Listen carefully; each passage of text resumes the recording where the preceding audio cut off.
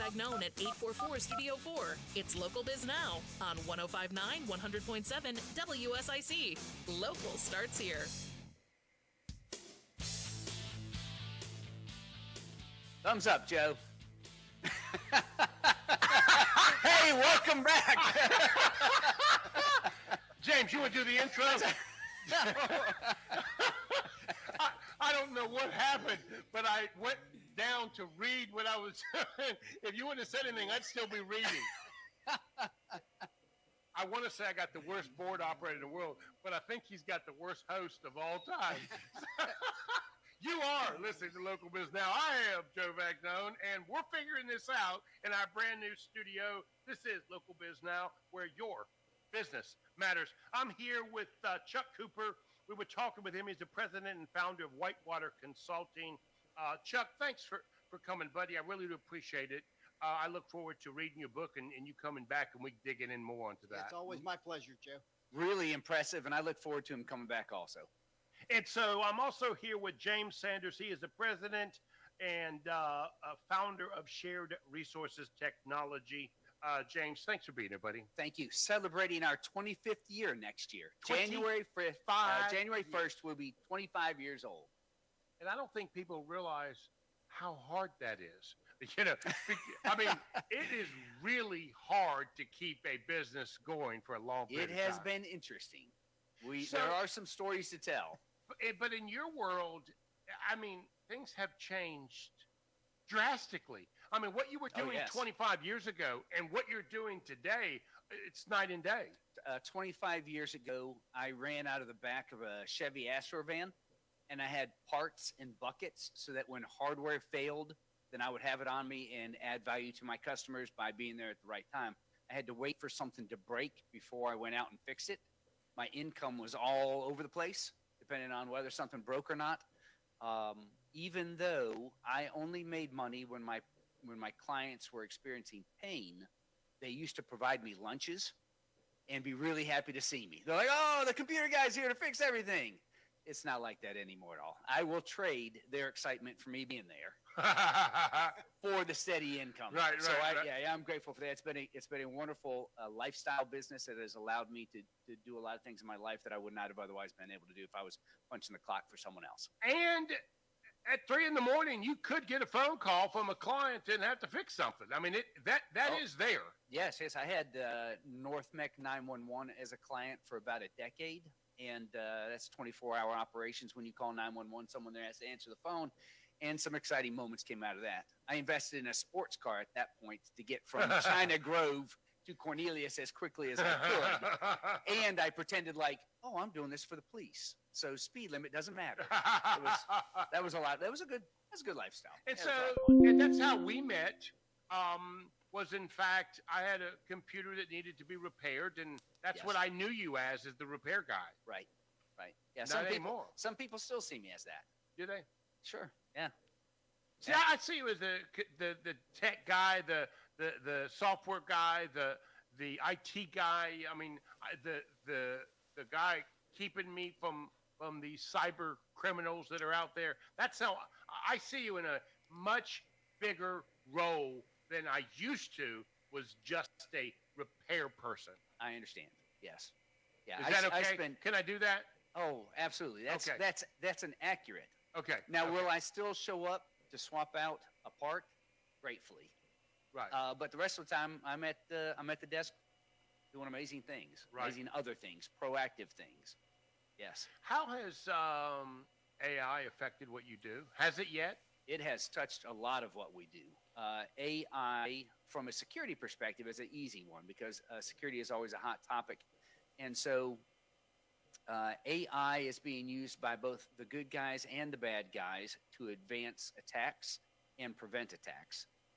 From our perspective, one of the fun things we do is called endpoint detection and response. And unlike waiting for a virus to show up on a computer and do something bad, like an execution. Waiting for me to click on the wrong thing, do something bad. Well, see, when you click on the wrong thing with EDR, it will recognize that Joe downloaded a piece of remote control software. Why would he do that?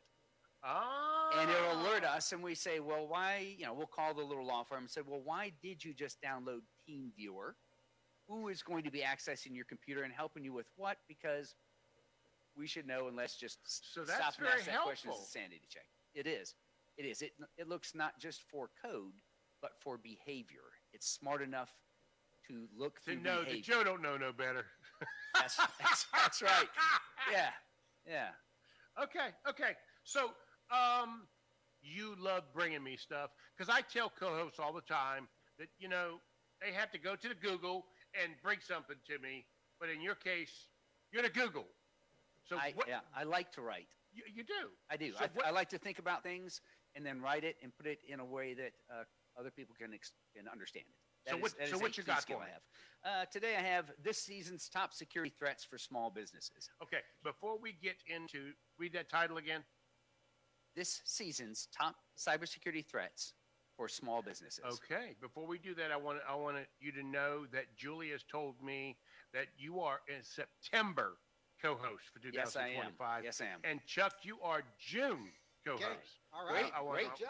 Great to know month. that. Okay. Yes. I'm ready for you. But I can read this. I can read this as cyber criminals often ramp up sophisticated phishing schemes around the holidays. Or, Joe, or I could put this hat on. Don't do it. And we could sing it. Don't do it. Together. What do you say? Don't do it. You want boring old radio, or do you want something fun? Chuck, these are your lines. Oh, look at These Joe are your just said, lines. yeah, sing All it, right. sing it. Okay. Oh, All right, Joe. no. When you know what to sing, We just you ruined the jump whole right in, brand all new right? Let me studio. get this we got festive multi on. Here we go. thousands of dollars in this new studio, and James put the Santa hat on. Yeah, we ready? I'm ready. Dashing through the mail, phishing schemes on the rise. Emails look so real, but they're full of lies. Ransomware on the prowl, data locked away. With the holidays near, keep the threats at bay. Oh, Cyberthreat. Wow, Chuck, you are really doing it for him, buddy. Chuck is really in it. watch your clicks beware. Oh, what fun it is to fight with strong passwords to spare. Hey, Cyberthreat. don't let Chuck, hackers you're a win. real trooper. Make sure your team is trained well, safe and secure within. BEC is a trap. Let me take a moment and say that BEC is when. I was going to say, what is BEC? Yeah, it says that's when you pretend as though you're an executive of an organization and ask as though you're asking your admin type to go buy you gift cards and that type of stuff. That's a BEC attack. That's yes. Trap. Got it. Yeah, and on my website you'll learn that stands for business email compromise. Got it. Okay. BEC is a trap. Impersonation sly. Verify those requests. Don't let those funds fly by. Payment fraud is looming as we shop online. Work with your providers to keep your data fine. Do you have to shimmy? Do you have to shimmy? Cyberthreat. Watch your clicks, beware. Chuck's starting what to fun shimmy it is too. to fight with strong passwords to spare. Cyberthreat. Don't let hackers win. Make sure your team is trained well. Stay safe and secure within.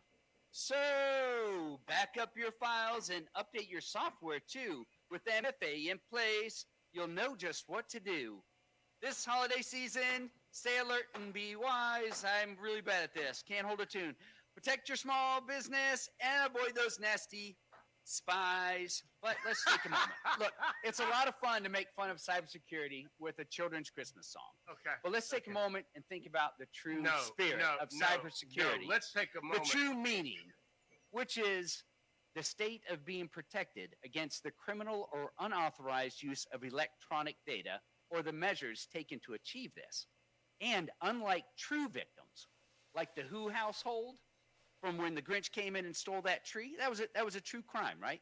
Or like that guy whose estranged wife was held hostage from that Christmas party, and he had to spend Christmas Eve saving them all from that. The New York police officer, McCain? Yeah. When something bad happens to your cybersecurity, it's going to be very different. You're not the victim there. People are going to ask a lot of questions, and they're going to be looking for some very keen answers. And if your keen answers are not keen enough, then they're going to hold you liable for your faults.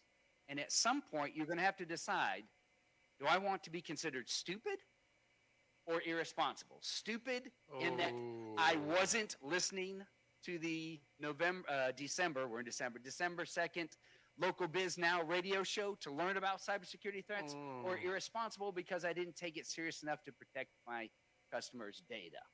And that's a tough call. Irresponsible or stupid? Which one do you want to be? Irresponsible. So back up your files and update your software too. With MFA in place, you'll know just what to do. This holiday season, stay alert and be wise. Protect your small business and avoid those nasty spies. Come on, Chuck. Cyberthreat. Watch, clicks, beware. Oh, what fun it is to fight with strong passwords to spare. Oh, Cyberthreat. don't let hackers win. Make sure your team is trained well. Stay safe and secure within. God bless us, everyone. Chuck, you're a real trooper for that, buddy. Chuck, you did great. I drove all the way from Valentine to do that. Chuck, have you heard this one before? I am not, James. Oh, okay. Well, oh, boy. I'm embarrassed to say you've been listening to Local Biz Now, where your business should matter. We'll be right back.